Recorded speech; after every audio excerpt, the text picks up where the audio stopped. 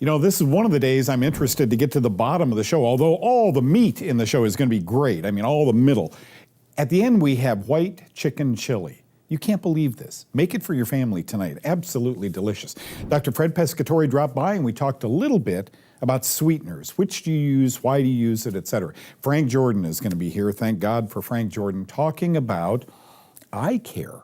How many diseases are diseases of the eye, and is there any way to prevent them? Frank will educate us there. And then Jenny Herbachik talks about just weight as a factor in breast cancer. It increases the risk. And then finally, I open with a new study that says 2/3 of cancers are unavoidable. If you believe that, I've got some .com stock for you for sale. This show is brought to you by the NSC Company. When you can't, Beta Glue can. My name is Doug Kaufman. For the past 40 years, I've dedicated my life and even my career to finding the root cause of disease.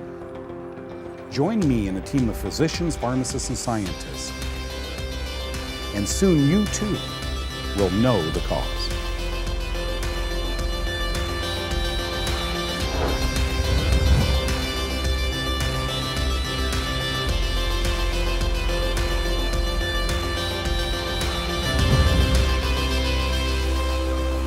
You know, the fact that antibiotics are mycotoxins is very telltale on this show. This show is all about, it has a foundation, a platform built on mold, mildew, fungus, and their poisons causing illness, dangerous illness.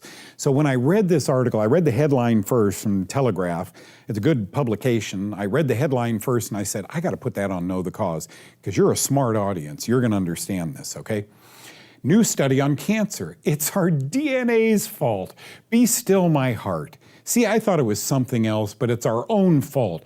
2/3 of cancers are unavoidable, even if you have a healthy life, a study has shown. Got that? A study has shown. Scientists in the U.S. found cancers are caused by random mistakes, let me yawn, in the genetic code that occur when cells divide. It's a DNA mutation. That's not your fault, but it's certainly not their fault. Folks, they're just saying, imagine if cancer is caused by something invisible, okay? This isn't the first pony I've ridden regarding this subject. I want to show you the young me about 13, 14 years ago making this very statement. Watch. You know, I've often said that antibiotics are sometimes necessary, but for every person they help, do they hurt 50 more? What I want you to know is, if you've ever taken them in the past, even when you were young, maybe minocycline or tetracycline for acne for a long period of time, I think you're more vulnerable for many diseases now or in your future, even decades after taking them for long periods of time. Further proof that I knew this a long, long time ago. As a matter of fact, you now know I don't use hair dyes because of the chemicals on my scalp, right? That was only, 2004. I've been saying this for decades and decades, and here's what I want to tell you. Sometimes you have to take an antibiotic. I fully understand that. Would you do me a favor and chase it with a probiotic when you're done with the antibiotic, maybe for a few months? Your own doctor will tell you this now, but 14, 20 years ago, he wouldn't have. Now, most doctors agree with this. So let's continue on. Then what causes cancer? What induces DNA to mutate like crazy in our body, leading to cancer? Well, I've lectured on this to physicians. One of the things that we know is mycotoxins. Fungus on board can mutate, gets into the cell and into the nucleus of the cell where the DNA is, and it'll change it. And now you're reproducing cells abnormally. That's called cancer. Fungus can do that. So here's the stage that I want to set now. Antibiotics, are they heroes or villains? I think they're heroes when taken judiciously. I think most are not taken judiciously. Center for Disease Control, 80% of us were prescribed antibiotics, 240 million of us got antibiotics. You think that's a cash cow for the pharmaceutical industry? A couple of years ago, CDC again. Now this is 3 years later, 2013, 1 in 3 antibiotic prescriptions is unnecessary. Man, I could have told you that long time ago. Folks, I will use anything, any plant-based thing. I've used turmeric, I've used caprylic acid, I've used, just vitamin C. So many things. When I feel that sore throat coming on, man, I jam. I'll change my diet. I'll take a hot bath before I go to bed, put a little Epsom salts in that. I will do anything to keep a cold or flu from coming on. Okay. I want you to know we're grossly overtaking antibiotics. This is interesting. This I give to doctors at the lecture. I wanted you to see one of my slides. It's a little bit technical, but you'll understand. Can antibiotics cause cancer? Various epidemiological studies have reported that frequent use of antibiotics significantly, that word's relevant, hugely increases the risk of prostate cancer, lung cancer, breast cancer, colorectal cancer. By the by, those are our 4 top cancers, and non-Hodgkin's lymphoma. And here are the references. The doctors are always interested in seeing all the references. This isn't something I'm just saying. This is real. Now, that doesn't mean when you get a sore throat or an inner ear infection for your child that you shouldn't run off to the doctor and go on an antibiotic. Do it judiciously. Ask the doctor, hey, is it far along enough, or could I go home and, eat a lot of grapefruit and hop in a bathtub and take a lot of vitamin C and so forth? Always ask the doctor if you really must take that antibiotic. Most of his response, of course, would be, yes, I'm a doctor. The drug companies, I work for.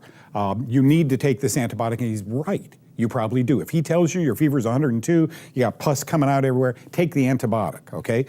But just know before you get that far, maybe there are some things you can do.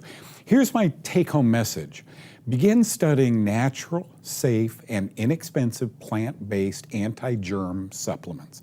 Always ask your doctor to confirm that your infection is bacterial and not fungus. Folks, that's huge. It's so huge, many of you in our Facebook and social media are asking me to post, how can I teach my doctor? Doctor doesn't know what a fungal test is. How can I teach my doctor to, take a little bit of that lump in my body and send it off to a lab that knows how to do fungal testing? I think we all get sick from time to time. We don't know why, but I think antibiotics play a huge role in our short-term recovery and our long-term misery. Just like I said in 2004, and God willing, I'll be saying it in 2024. Thanks for watching. I hope that helps. Medical science is trying to figure out all these risk factors for breast cancer. One of them, Nurse Jenny Herbachik is going to teach us right now, is simply being overweight. Watch.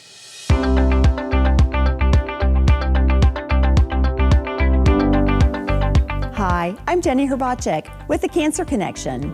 A study published in 2016 showed that the longer a woman is overweight, the more likely she is to develop breast, endometrial, colon, or kidney cancer. The fact that obesity increases our risk for cancer is not new information. But this study also revealed that the length of time that you're overweight also contributes to your overall cancer risk. The study found that, on average odds, they rose by 10% every 10 years that a woman remained obese. The increased risk comes from the fact that the cancer cells produce an excess of the hormone estrogen. And excess estrogen is known to feed some cancers, especially breast cancer. The study is another reason why it pays to lower your blood sugar levels, reverse insulin resistance, and you can do that by eating the Kaufman diet, phase 1 or phase 2. For Know the Cause, I'm Jenny Herbachik.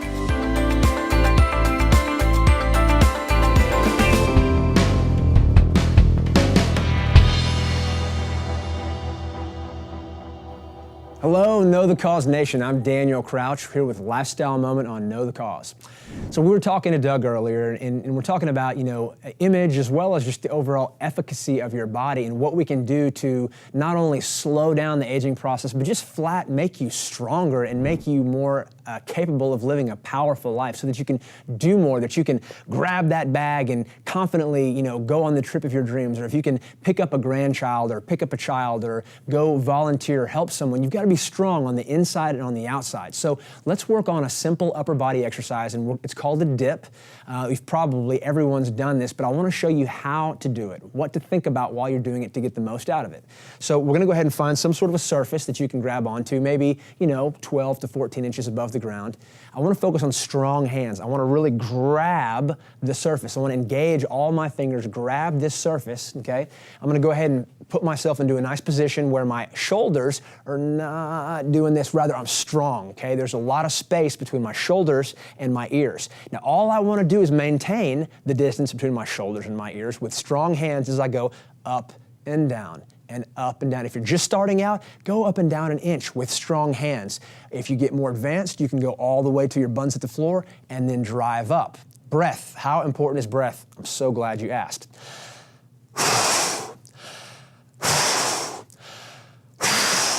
Do you see how I'm really expressing my breath out as I'm pushing through the hard part? That's the most important thing. If you don't breathe out, if you don't exhale, then you're not going to have any energy, because breath is life, to do the rest of your exercises. So, people in the next room should be like, what's going on in there? You want to blow out that hard. Let me show you from a side angle here what I'm talking about. I grab the table, the chair, the couch, whatever, as strong as I can with my hands, get myself into a nice position where my shoulders are as far away from my ears as possible, and I'm going to go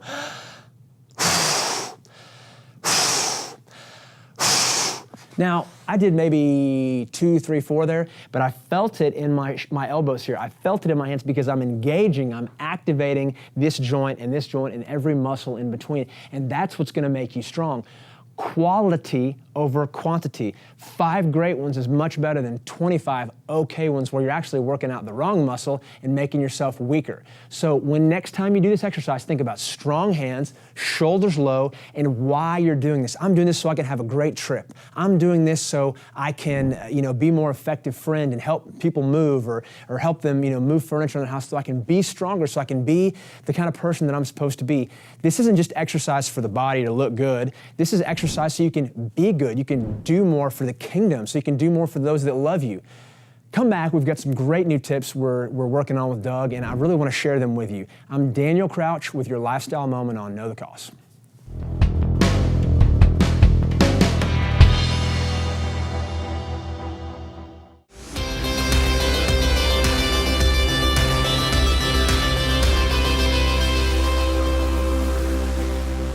So you see Frank Jordan sitting there, right? The NSC guy. I asked Frank to come in today. Good friend of mine. She and her husband had various vision problems. She emails me, what do I do about this? I think you need more B vitamins or try astaxanthin. So I don't hear from her for over a year. She writes me, we went back to our ophthalmologist. Both of us got clean bills of health. As a matter of fact, our eyes have gotten stronger. What are you taking? We're taking Frank Jordan's eye product. Frank Jordan is here now to discuss this because as we age, we're all concerned about our eyes, right? So you have a little cross-section of an eye here. Do tell, Frank, what goes awry here? Well, I do have that, and what I have is that this supplement is NSC Eye Care, our fastest growing product, because so many people don't want drops, Doug. They want something they can put in a purse or a briefcase that doesn't leak and get all over everything.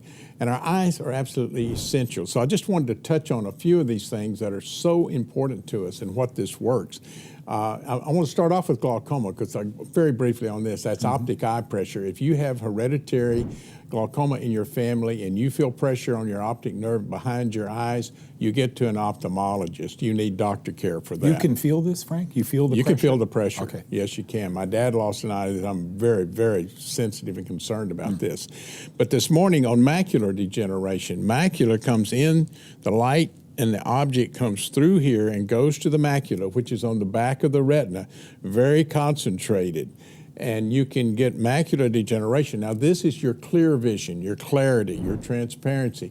It does not affect your peripheral or your color blindness. Those are 2 different things. But if you get macular degeneration, you may have trouble reading and driving. Now, those are pretty important. Or working on a computer. You need to do eye exercises for your computer. Close your eyes, roll them to the right, roll them to the left, go up, go down, go right and left, and open your eyes. Now, that's easier in the gym. Everybody can do. Don't do it while you're driving. I will say that. Don't do it while you're driving. But macular degeneration comes when that macula starts to come. It just as we age, it just gets less and less able to have that clarity. And there's so many things in this, and the B vitamins, the lutein, the zeaxanthin, which are two of the carotenoids. I never say that word right. Carotenoids, yeah. Carotenoids. Yeah. Those are the only 2 out of about 20 that the eyes actually accumulate. So they're very important. They're both in here. Just about anything you see to supplement with, and a supplement is to take the place of what you have a deficiency in, and these are nutritional. You go with this, and the macular, if you get dry macular degeneration, that's what 90% have, you usually don't lose your vision, it just gets more impaired. If you have wet macular degeneration, that's what 90% of eye impairment and loss comes from, but only 10% of the people have this. And that's when blood vessels get behind this retina by your optic nerve, and you actually have leaking blood into the eye. Get to a doctor, get to an ophthalmologist. That is very, very serious. Then the second thing we have very quickly is cataracts. Cataracts are when the protein in your eye begins to break down. It gets clumps. You can see it in yellow. It's a simple operation. Go in, get checked every 2 years minimum. But you can also take it with the glutathione and the other things in here that will really help. N-acetyl-L-cysteine plus vitamin C equal glutathione naturally in your body. Your body really doesn't make it, and the body does not make glutathione bioavailable even on supplementation direct. So you need to create it in the body. This will help you do that. And the cataracts right here, it means waterfall. It means you can't see. It's cloudy. You need some help there. Well, you can have that operation. The better thing is don't get it. Yeah. Keep that protein in better shape. It's like if you never washed the windshield of your car, what would it look like? Well, just think of this as this kind of helps. This is oversimplified, but like windshield wipers.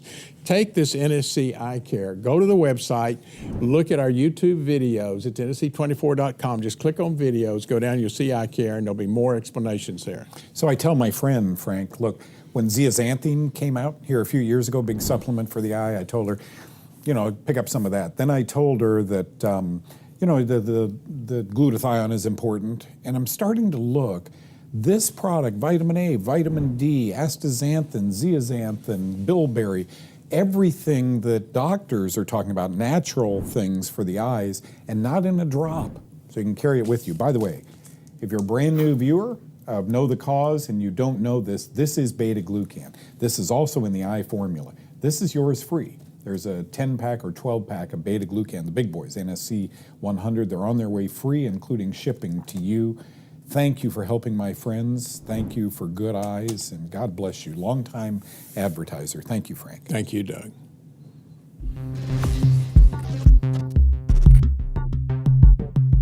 Not all natural sweeteners are created equal. In fact, some of them are just as unhealthy as the high fructose corn syrup and refined sugar you're trying to avoid. Take agave, for example. Agave is actually fructose that is processed into a syrup or liquid similar to high fructose corn syrup. And by similar, I mean that it features every bit as much fructose as high fructose corn syrup, if not more so in some instances. In fact, agave is almost entirely fructose. Sure, it's more pure than high fructose corn syrup, but it's still a processed fructose that absolutely impacts blood sugar and insulin levels in dangerous and unhealthy ways. And while palm sugar is natural and unrefined, it has calories like any carbohydrate. So if you're trying to lose weight, I would avoid that too. If you want a sweetener, stevia is hands down the healthiest choice, especially if you have diabetes, because it won't spike insulin. In fact, studies show that stevia may actually improve blood sugar control and help lower blood pressure. Stevia is also credited with anti-inflammatory, antibacterial, antifungal, and antiviral properties.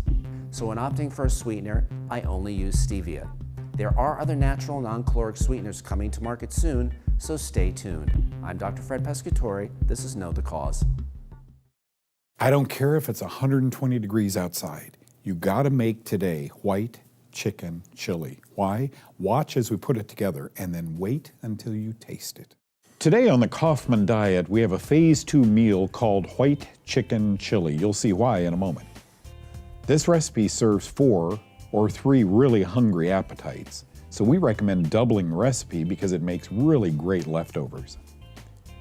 A reminder, always use the freshest organic ingredients that you can. Here are the ingredients.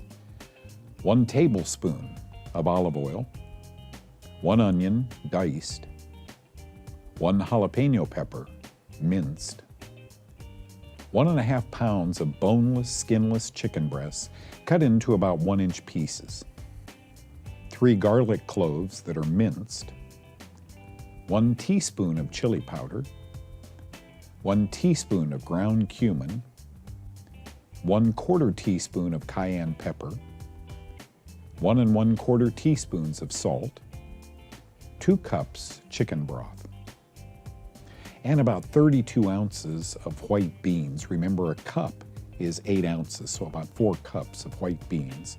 Mash about 1/2 cup to a cup with a fork to help thicken the chili. Now here is how we make it. Again, it's called the white chicken chili. In a pot, heat olive oil over medium heat. Add onion and jalapeno and cook. Stir until the onion has softened. It takes about 2 or 3 minutes. Add the chicken and cook, stirring occasionally. Until it is lightly browned on the outside and no longer pink on the inside. Add more olive oil if needed. It takes about 5 to 10 minutes to cook through. Then add the minced garlic and spices and stir to coat the chicken. Let this cook for about a minute.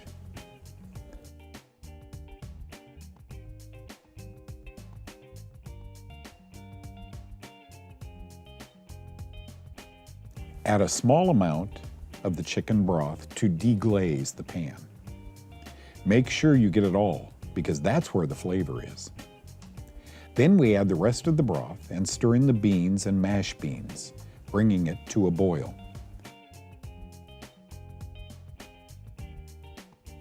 Reduce the heat and simmer for about 20 minutes.